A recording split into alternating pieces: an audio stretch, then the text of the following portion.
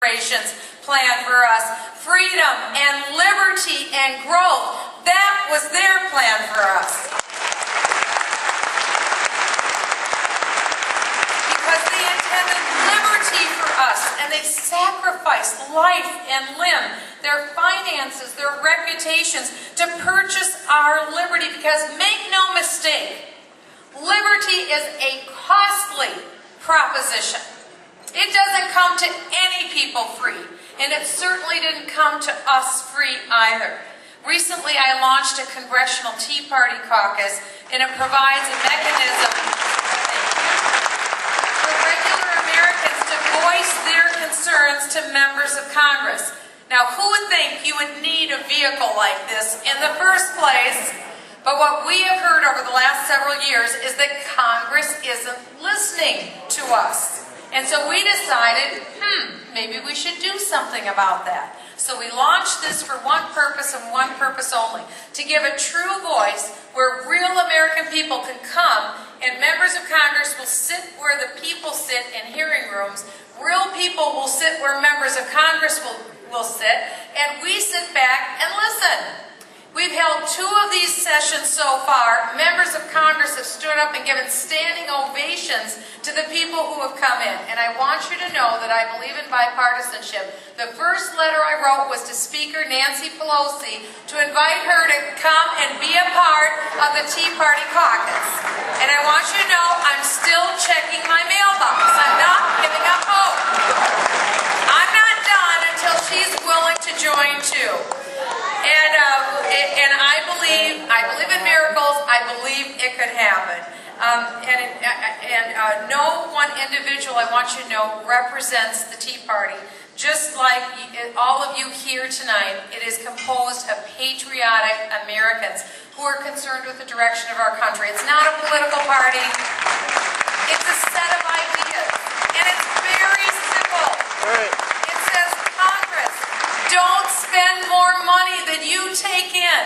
Number 2, we're taxed enough already. Number 3, act within the bounds of the Constitution. That's it. That's the agenda.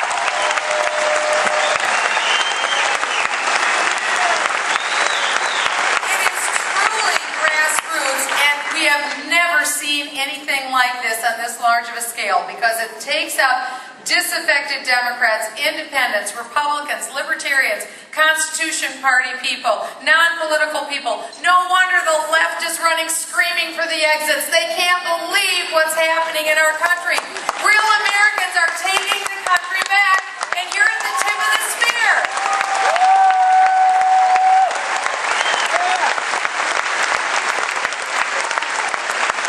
Some of you may have heard there's a little rally tomorrow planned out in the National Mall. Thank God for Glenn Beck. I hope all of you are planning to be there. I'll be there. And as a response to what we'll be hearing tomorrow on the Mall, we are holding tomorrow the largest town hall, I think probably ever held by members of Congress in American history. Meet us at the Washington Monument as soon as the Glenn Beck rally is over. We'll have a stage and a microphone and members of Congress who will be there to listen to all of you as you go to the microphone. So come and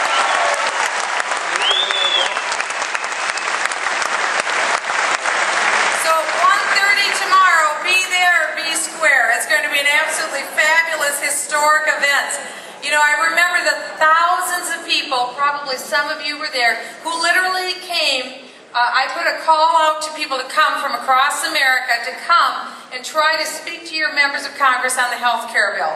Tens of thousands of people came from across America, from Hawaii, from Alaska, from every corner of the United States they came. They went through the halls of Congress, marched up and down. Members of Congress literally locked their doors so they wouldn't have to listen to you. Well, no more. They aren't going to lock the ballot boxes in November, because we're going to be there.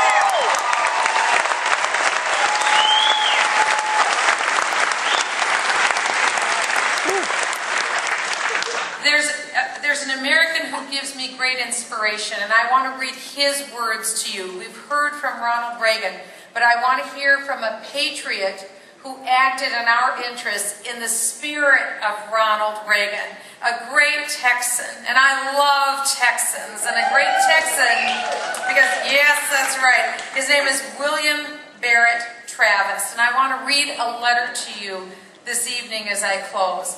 He wrote it to the people of Texas and all Americans in the world. He wrote, "Fellow citizens and compatriots, I am besieged by 1,000 or more of the Mexicans under Santa Anna. I have sustained a continual bombardment and cannonade for 24 hours and have not lost a man. The enemy has demanded a surrender at discretion other side. The garrison are to be put to the sword if the fort is taken. I've answered their demand with a cannon shot." Yeah. That's a Texan. "And our flag still waves proudly from the walls. I shall never surrender or retreat.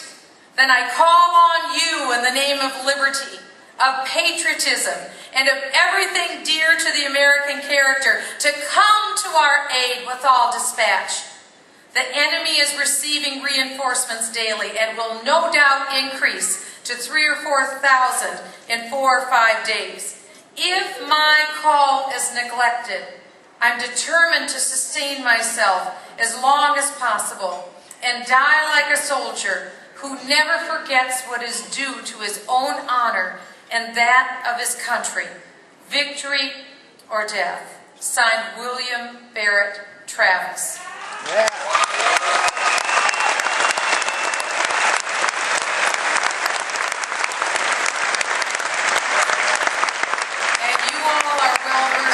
In your American history to know that that letter was sent from the Alamo during one of the great last struggles. And in the Alamo, William Barrett Travis drew a line in the sand. And he said, "For me, the Alamo is where victory will stand." And he shed his blood and he gave his life in a cause like none other at the Alamo. Just like our brave men and women today continue to shed their blood and stand tall and stand true for us so we can enjoy the luxury of a beautiful evening in a marvelous hotel with unparalleled food in unparalleled liberty. There's food? But there was a moment when William Barrett Travis said, "This is my line in the sand, and I will stand here no matter the cost." And so this is it. For 234 years, we've lived large in this country. And every generation has been faithful to forge the next link in the chain of liberty. Imagine that. For 234 years, we have succeeded with one of the longest running constitutions in history of any nation. We have succeeded because each generation understood it was their charge to forge that link on the chain of liberty. And they succeeded. Despite the Civil War, despite the great panics at the turn of the century, despite the Great Depression, despite a Mussolini, a Tojo, a Hitler, despite every imaginable travesty coming against the wall of freedom, they succeeded as Ronald Reagan succeeded in ending the Cold War without firing a shot, because they drew the line in the sand in their generation and said, "Here, liberty, liberty, I will stand, and tyranny will stop." Like the great book recently written by Mark Levin, Liberty and Tyranny. Liberty and tyranny. Where will we go and what will we choose?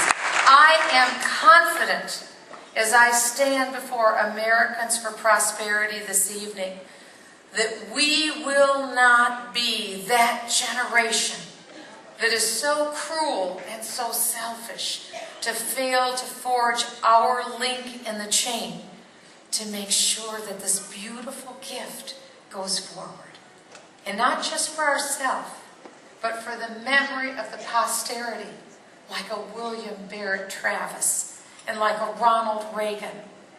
And yet, not only for them, but for the generation yet unborn, who, like us, don't they deserve this marvelous, wonderful gift of onward and upward, and always the better mousetrap, and always a better standard of living, and always a new tomorrow.